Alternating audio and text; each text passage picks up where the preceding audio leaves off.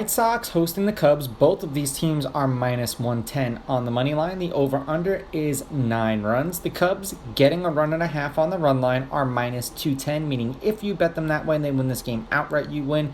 They lose by 1, you win.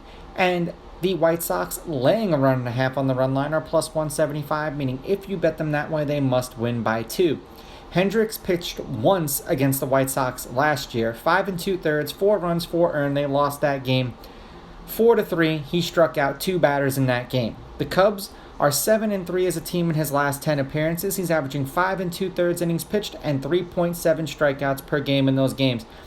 And Hendricks is one of these guys for the Cubs, man, that when I pick with him, he gets me, and when I pick against him, he gets me. And he's pitching against the team that is notoriously getting me this year and last year.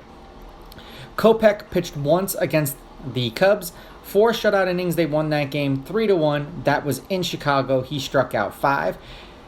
The White Sox are 4-6 as a team in his last 10. He's averaging 5 innings pitched and 6.1 strikeouts per game in those games. So keep an eye out for him on the K line, or will there be a strikeout in this inning? Head-to-head, the road team is 7-3. However, the White Sox are 8-2 against the Cubs in their last 10. The favorite is 8-2 on the money line, and the favorite winning these games by multiple runs, laying a run and a half, is 6-4. There have been 2 one-run games in their last 10 meetings, and it happened in 2 out of the last 3 games they played against each other.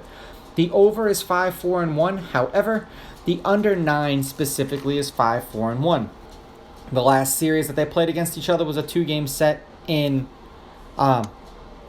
Comerica Park. I don't know if that's what it's still called, but the White Sox were home. The Cubs won the first one 5-1. The White Sox won the second one 5-4. And then they played a 2-game set in Wrigley Field, and the White Sox took both of those games 3-1 and 4-3. So the White Sox are 4-1 against the Cubs in their last 5 meetings against them. The Cubs are 6-4 in their last 10. They're on a 3-game winning streak. They are 5-1 in their last 6. Losing the first game of their 4-game set to the Cardinals 7-2, and then winning the next 3, 4-3, 8-6, and 7-2. For the White Sox, they beat the Mets. They are 1-3 in their last 4 and 1-5 in their last 6. Beat the Mets 6-2 and then got swept by the Twins 9-4, 3-2, and 5-4. So now this is just a matter of which team do you trust and who's trending in the right direction.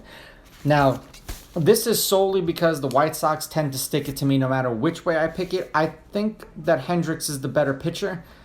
I like him as an underdog in this situation. So I'm going to take the Cubs with the money line. I am going to take the Cubs getting the runs. And I'm going to go under in this game, although everything, statistically speaking, says to take the White Sox in this game. I just don't trust them. These are just my picks. If you disagree, please go with your gut, and please bet responsibly.